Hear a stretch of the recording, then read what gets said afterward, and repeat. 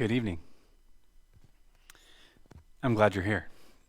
The first time that I had the privilege of getting to speak at Grace Chapel about 6 years ago, I made this joke, a bad joke, that I had done some research before my sermon. I looked up top 10 tips for aspiring preachers, some advice to get me ready, and the first tip was start with a story.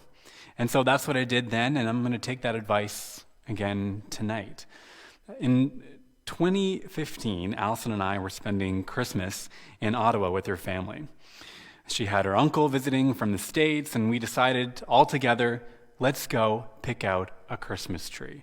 We decided to go to a tree lot, and our first mistake was arriving later in the afternoon, close to sunset. And so you can imagine, just as we start walking between the pines and the firs, it starts to get dark and we can't see anything, let alone, make out what makes a good tree and what makes a bad tree. And maybe you've been in this situation before. There was a good amount of debate. Let's pick this tree. No, that tree. And most people voted for one particular tree. Allison had other thoughts about this tree. She said, I really don't think we should go for that one, but she got outvoted, and me being a relatively neutral party, I was handed the saw, I got down on my knees, and we cut it down, carried it back to the car. Even though this was not the one that Allison said we should get. And I don't even remember why she said we shouldn't get it, but she was not content when we brought the tree back, and we leaned it up against the car. And at this point, we all dispersed and we went off at our different ways to get some hot cocoa, visit the reindeer. And that's when Allison hatched her plan. She said, well, you see those trees over there, gesturing to the pre-cut ones, leaning up against the barn, probably more expensive, a little bushier, a little taller. Let's switch. Let's switch trees. And so I agreed. I took the tree we'd cut down, and I put it against the barn, and I took one of the other trees, and I put it against our car, where the old one had been. No one would know, right? Well, at the end of the night, we start heaving it onto the car, we're tying it shut, and Allison's sister, Bronwyn, says, hold on. That's not our tree. That's when the whole truth came out, and we had to put the new one back and regretfully tie the old one onto the car where it belonged. And I imagine as we drove home that there was some tension in the car. But we got home, we put up the tree, we decorated it, and we noticed something. There was a considerable lean to this tree. We could not straighten it properly in the stand, but others assured us it's going to be fine. Just it'll straighten itself, But when we looked even closer, we saw that the main trunk had a significant kink in it. It did not go straight up at all. It had an elbow and then another elbow. And again, everyone said, it's going to be fine. But we thought the center of gravity is off on this tree. Anyway, Allison said, I told you, it's not a good tree. It'll be fine, everyone said. So we go to bed. And of course, in the middle of the night, we hear crash. We all run down. We see ornaments everywhere, pine needles strewn on the couch. Needless to say, this was the ultimate kind of I told you so moment. The tree had a problem. These kinds of Christmas stories, they feel like they're from a simpler time, right? When we all had less to worry about. When you could just, visit friends and family on Christmas Eve. Let's just drop in. We didn't have to fret about who's in whose bubble and where this person has been in the last 14 days. Or, we could just come to a Christmas Eve service. We could sit with friends, family, strangers even, light our candles, sing Silent Night, hug people goodbye on the way out the door. But that seems like a distant memory. When was the last time you did that? Obviously, a lot has changed since, not just since my Christmas story in 2015, but even since the last time we were able to gather in a room like this for a Christmas Eve service. I'm coming to you live right now from this mostly empty room, and it's very weird. Nonetheless, this is a special night and a holy night, and I want to thank you for joining us for it, no matter where you are. It's a cliche. We've heard it everywhere, but it's true in more ways than one that the world has turned right upside down the last couple of years. And sometimes it feels like it's beginning to turn right way up again, and then it flips once more.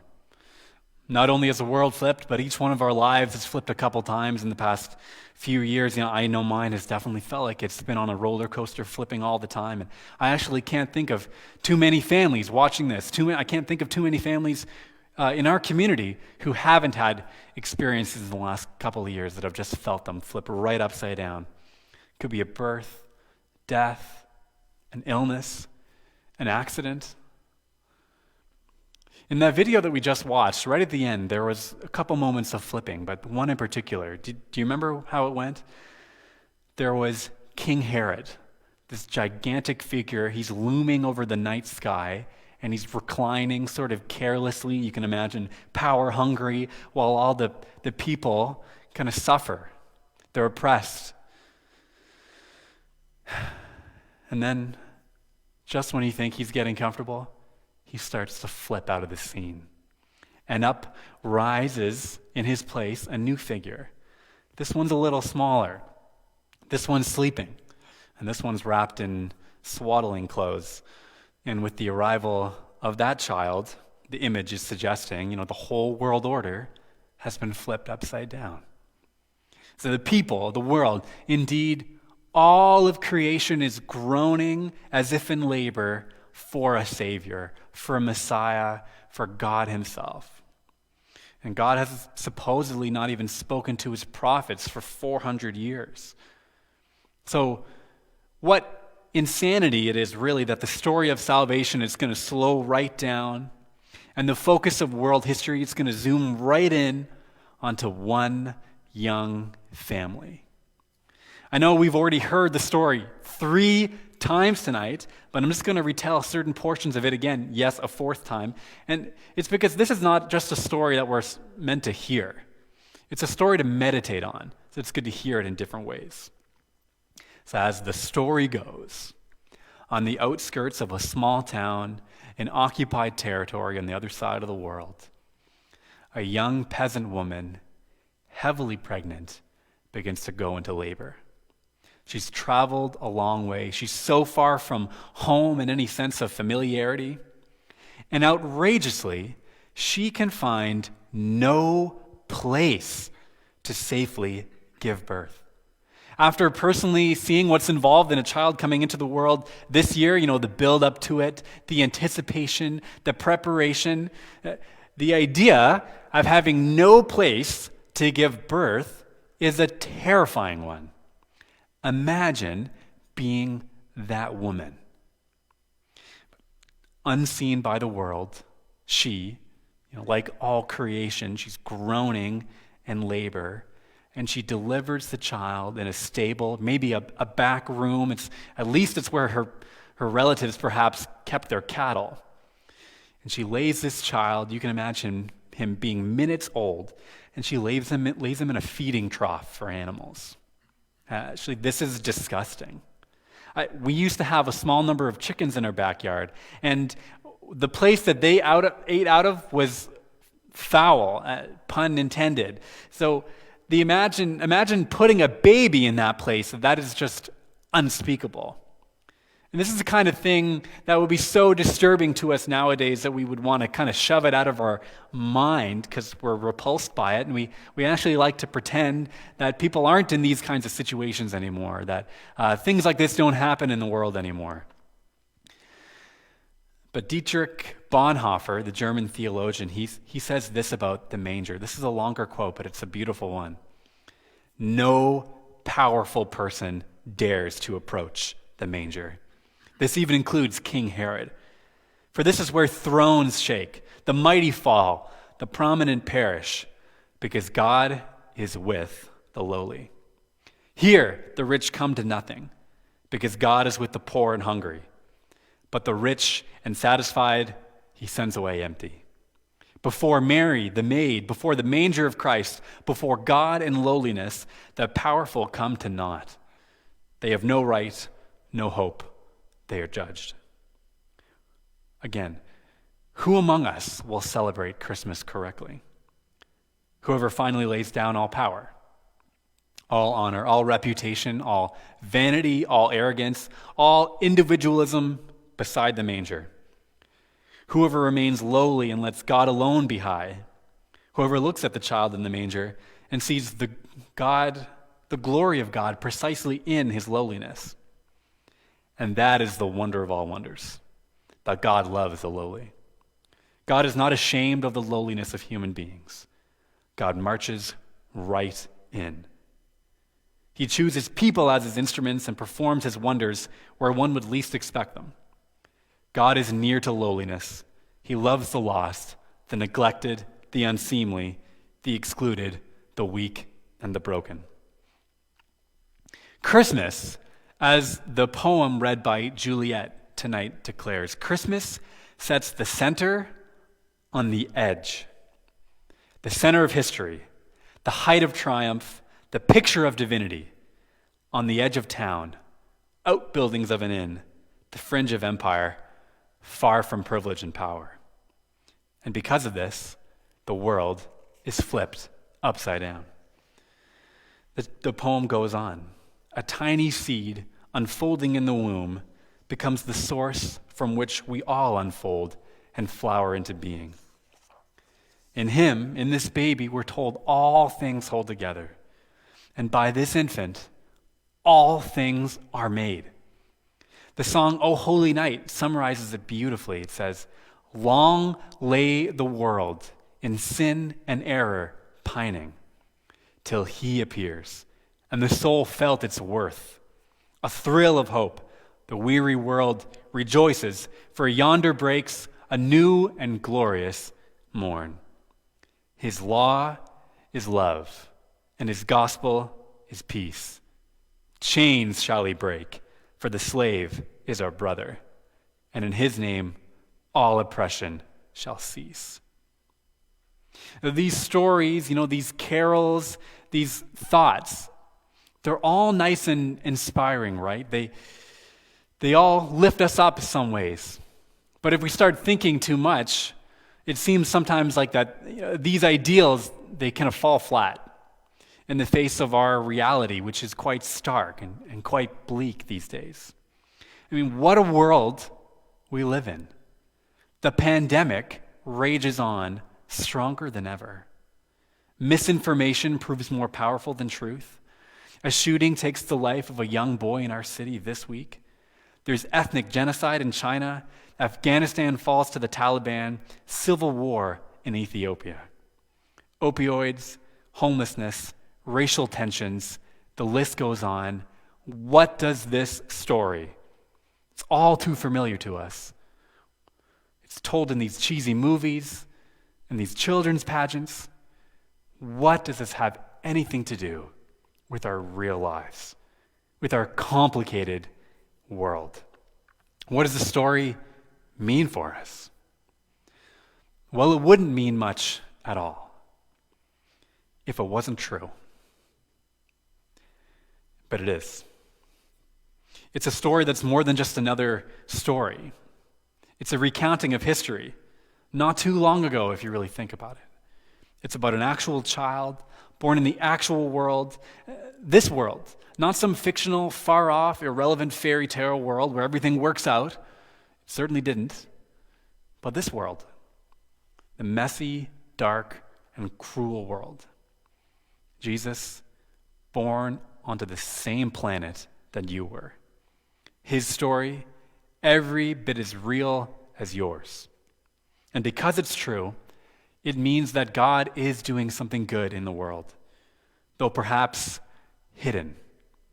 And because it's true, it means that history has finally started to move in a new direction, though perhaps imperceivably. Because it's true, it means that light has started to break into the darkness, though maybe you can't see it yet. Because it's true, it means that God has not left us alone. Well, maybe you can't feel it. Because it's true, it means that God has so committed himself to our redemption that he decided to join us in the struggle. Well, maybe that seems impossible. And because it's true, like Martin Luther King said, it means that the arc of the moral universe is long, but it bends toward justice, though perhaps unbearably slowly. What does the Christmas story mean to you? I'm curious to know. And it's all well and good to focus on the meaning of the story. But sometimes we can get too caught up in the meaning of stories, picking it apart to kind of apply it to our lives. And with a story like this one, we also need to move past meaning and just sit with and dwell in the mystery of it. The mystery of God become human. The mystery of a conception by the Holy Spirit. The mystery of what's about to happen to this baby boy over the next 33 years. As this child grew into a man, news of his life and of his death and of his life again, it spread around the world, and wherever it went, it flipped societies upside down. And the stories eventually reached a group of people called the Celts, and I want to just focus on the Celts for a second. They lived in an island in northwest Europe. You've probably heard of it, Britain. And the Celts, before Christianity reached them, they already had a very rich spiritual tradition. They honored the mysteries and the rhythms of nature and the seasons. And this time of year, the time of year that we're in right now, this was an especially sacred one to them. It was the time of the winter solstice, the darkest day of the year. Life vanishes, cold overtakes everything. The sun even stands still for a few days. Nothing changes. And actually, they believed that they had to make sacrifices to their God so that the sun would return. And if they failed to make the sacrifices correctly, that would be the end of them because no sun. So they'd make the sacrifices, and maybe about 4 days after the solstice, they started to notice slightly the sun is in a different place than it was yesterday. Things became perceivable to the eye. The day started getting longer. The sun would return, and warmth and light slowly returning back to their lives. So those were the Celts, and those are the traditions they had before the stories of Jesus reached them. And those stories added an extra layer of richness to their traditions. December 25th was the day when the birth of Christ, the Son, S-O-N, that's when it was celebrated. And it turns out, that was the day for the Celts when the darkness started to recede, about 4 days after the solstice. It was like nature itself was embodying this story, this spiritual truth. But the Christian story wasn't about sacrificing to the gods so that the sun would come back. The Christian story was actually about a God who sacrificed himself and whose birth heralded a new beginning in history. A God whose own life and death story was actually proclaimed in a mysterious way by the heavens.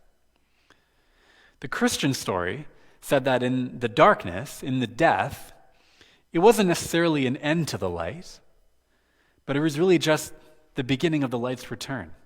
It was kind of the womb out of which the light would be born. The Christian story told the Celts that when the sun went away, it's not gone forever. He was just preparing to return. Sun, S-O-N, Sun, S-U-N. Christmas Day, the 25th, that's just when it became visible again. It's a beautiful intertwining of stories, and there's a lot more richness I think we could explore there. But in our Advent reading tonight, when Trish and Stanley read from the prophet Isaiah, they spoke of this. They said, "The people who walked in darkness have seen a great light. Those who lived in a land of deep darkness, on them light has shined." So we've been slowly walking through Advent as a church, as a people, and we've been meditating on these themes of hope, peace, joy, and love. And we've been reflecting on how these things are very much with us now and very much not with us fully yet. We wait for the light to come. We know that it will, but sometimes the world only seems to get darker. I just found it interesting that On the winter solstice day here in Nova Scotia, well, that was the day the new restrictions were announced. And that's when it seemed perhaps that days are going to get a little darker. But not only did it signal a period of difficulty, but to me it also signaled the beginning of something better to come. Better days are coming, and that's something to hope for. Hoping in this in-between time, between the now and the not yet, it's really hard. And it's a very mysterious thing for us Christians to undergo. On Christmas Eve, we all enter this mystery together.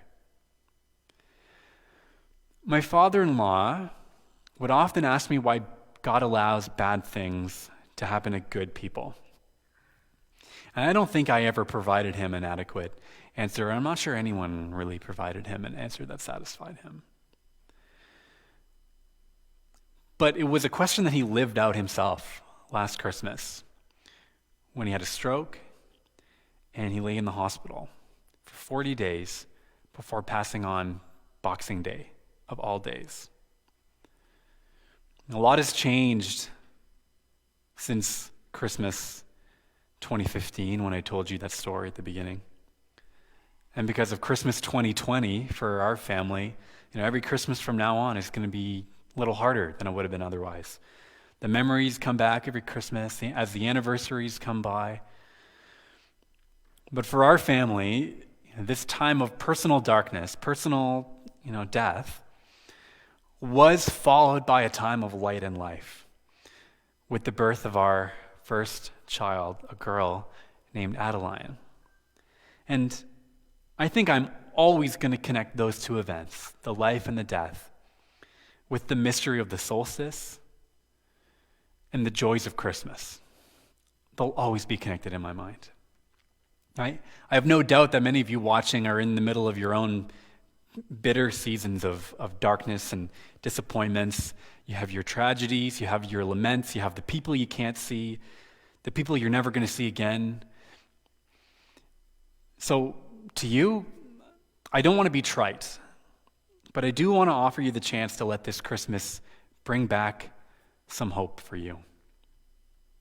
And maybe in this season, there is something good being birthed. Maybe you just can't see it. Maybe in your times of personal darkness, there's a new radiance that's born in us. It's the strength of Jesus Christ born in our lives. Maybe even though it feels like God has been silent for 400 years, or maybe he's beginning to speak something good to you again. Maybe he's speaking tidings of comfort and joy. Maybe in a world that right now feels impossibly dark, Christ is appearing in all sorts of surprising ways. In fact, I'm going to stop saying maybe. Christmas teaches us to be a people not just who hope, but who know that in every deep dark of our lives, Christ is born anew and evermore. This year, we need Christmas. And God, in his mercy and his love, he's provided it to us again once more. He always has, and he always will. Amen. Amen.